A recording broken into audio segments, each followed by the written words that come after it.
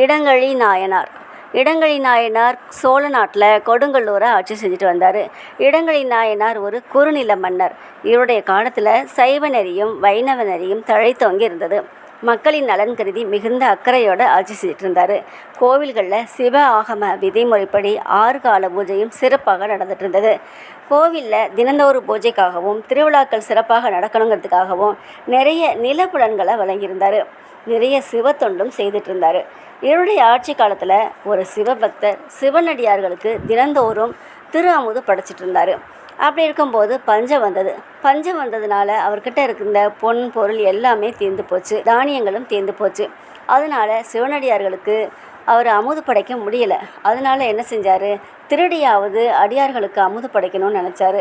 அதனால அரசாங்கத்தின் நெல் கிடங்கில் போய் கொஞ்சம் கொஞ்சமாக நெல்லெல்லாம் சேகரித்து பதுங்கி அதை மூட்டையை எடுத்துகிட்டு வெளியில் வர முயற்சி பண்ணார். அப்போ தான் காவலாளி அவரை பார்த்து அவரை கொண்டு போய் அரசர்கிட்ட ஒப்படைச்சார். அரசரோ இவருடைய தோற்றத்தை பார்த்தாரு. இவர் திருநீர் அணிந்து ருத்ராட்சம் அணிந்து காவி உடையோடு இருக்கார். இவரா திருடி இருக்க போகிறாரு அப்படின்னு நினச்சாரு.